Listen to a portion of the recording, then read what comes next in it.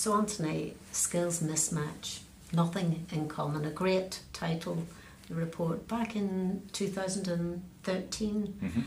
The report was published really during a time when there was an awful lot of discussion going on around youth transitions, where these prolonged transitions disadvantaging young people, staying in education too long without having any work experience. I'm older than you, but I had 3 part-time jobs while I was at school, and you've done some research around part-time work. Tell me a little bit more about that.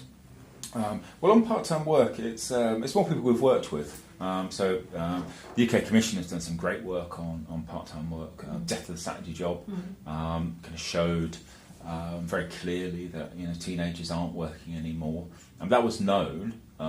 Certain proportions gone down from about half of, I think, 17-year-olds to less than 20% over the last 10 years or so. But what they were able to do, and to be honest, to begin with, I thought I didn't quite believe them, because they said it's 2 things. It is kind of automation and kind of changing workplaces.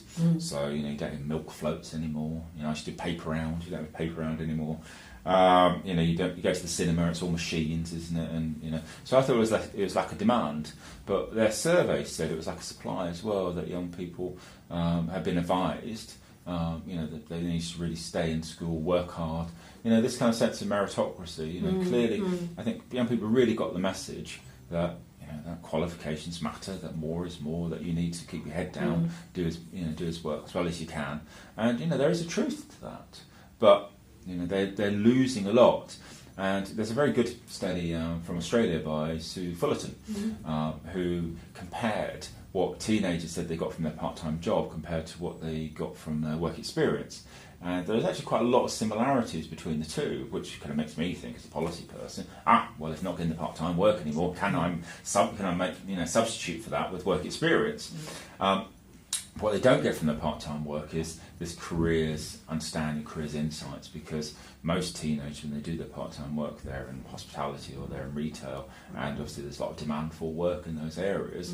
But young, they're not, they're not. It's not reflective of what young people are really interested in. So I started on the theme of skills mismatch. So if I'm a teacher in a school. And then thinking about the work of education employers, how can I actually get started in all this skills mismatch and how to improve opportunities for young people when it's so complex out there and there's a kind of sense of the labour market is changing so fast anyway? Is it worthwhile even trying to keep up with it? Well, it is. You should. Yeah. The thing about skills mismatch is, at heart, it's very simple.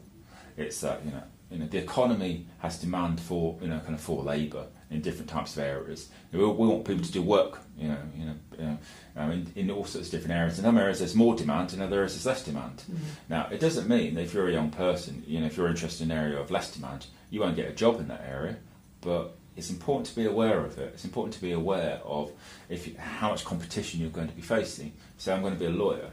Well, there's an awful lot of competition you're going to be facing, and you need to understand that it's not just about having great A-level results or getting into university. It's being able to get your articles that we call still, yes, and your pupilages, yes, which based a lot about social networks, and you need to be able to, can you still do it if you don't get a first or a 2-1 from Ruscliffe University, and all those sorts of things are very important, and so in terms of kind of the skills mismatch, I think, in the UK, in England especially, we have a system where, we don't manage skills going through the system hardly at all.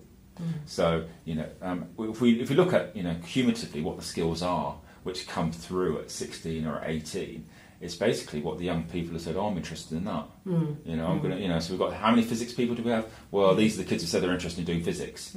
How many people have we got who are interested, with joinery skills? Well, these are the kids who say, I'm going to go to college and do joinery. And it's kind of based upon them. And there's a bit of pathways management within that, but ultimately we're relying on young people to make good investment choices.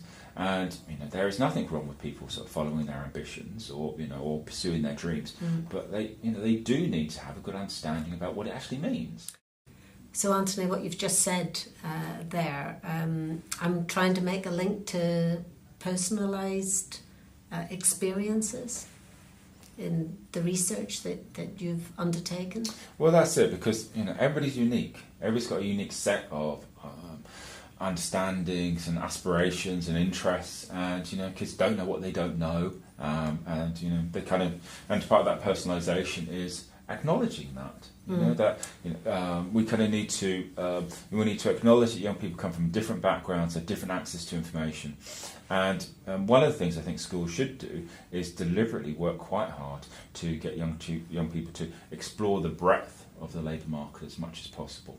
Now, the labour market is, and that's kind of part of that personalisation, and then and that comes partly from sort of talking to kind of young people, getting them to reflect on their experiences, allowing them to become more kind of critically engaged. Okay. I'm making the link now to more volunteers going into schools, local communities, so that people can actually, young people can make that connection. Absolutely. The more is more is more in all of this, and authenticity is so important. There are too many, people who sell things to colleges, like come and do my course, come and do my, come and do my training with me. They're not the same as people who can say, like you would be if a neighbour's niece wanted to come and chat to you about what the work that you do. You'd have a cup of tea on a Sunday afternoon and you tell them straight. And that's what we need to do. We need to bottle. We need to tell them straight. And the more that they have from this, the better. And schools, they can use various indicators, but a lot of it just comes actually from talking to young people. We'll have a sense about young people who've got realistic senses of where they're going, and young people who don't. And you'll be aware of the really good work by people like Scott Yates and Ricardo Sabatas, which has looked at the misalignment question. You look at your career aspiration. If you underestimate the amount of education you need, you're more likely to become neat. Your earnings suffer later on, and that talks to a sense about not really getting it, not really getting about what you need to get from here in your classroom to an imagined future. So what I'm hearing you say is really the education employers' work in schools and local communities is all about helping people get more exposure to people, more exposure to workplaces, and to make sense of it. Well, absolutely. And I come under pressure sometimes to kind of give people numbers. Should it be 4 or 6 or 10? That. I hear Anthony Mann says at least 4, so we must do 4. Yes. The least is very important. Okay. We've just done a number of studies where we've got scales of 0 to 4, and we're going to do that because as a research tool, we think it's easy to get data from it. People can deal in that way. So if you went up to your scale's up to 23, and it's kind of hard for people to remember this sort of stuff. But what we find is that all our studies shows that that we've never found a ceiling in terms of how much of this stuff there should be. And clearly there is a ceiling. There must be. You can't do 100% of your time in year 9 doing this and not expect to have some sort of fall off. But you'll remember when we did the careers education study. We even though that all these different pieces of careers education, the work-related learning, the employer engagement, the careers, all of it took out different amounts of time. Some of it a lot of time. But we found some studies where on average maybe a few people gained, a few people lost, nothing seemed to have happened. But we only found one where it was such waste of time. You've been better off in a classroom doing a typical academic study. That's what was so interesting about the Careers Education International Literature Review, because we were looking at education, we were looking at economic, and we were looking at social outcomes. And whilst the quality of, or the volume of studies actually wasn't there were big gaps, but we did actually find evidence that career education can make a difference in terms of education, economic and social outcomes. So, well, absolutely, and I think with the literature, which is as slippery as that, that's probably the best that we can do. yes, we called it, I think when we started off, it's like a slippery fish that we were trying to grab hold of and present, but perhaps the viewers... yeah, I thought it was a well-oiled fish. Oh, was it? Oh, you thought it was well-oiled. I thought Couldn't it be more was slippery. But I think the Maybe it was less outcome... slippery. The outcome from that research was really... I'm quite proud of it, and it's been great working with you on it, because we came from different perspectives, Yeah. different starting points. I do more qualitative research, you do more quantitative, and we both challenged each other as we went along. And I think we produced something that was very practical as well for teachers to be able to refer to inform their practice. Well, I think so, and I think there's some clear truths which are emerging out of this work. You know, authenticity is one of the things. The importance of contextualisation in terms of professional careers advice is something. Personalisation, and these are often things which, if you talk to practitioners, they instinctively get. And I present an awful lot, as I know you do.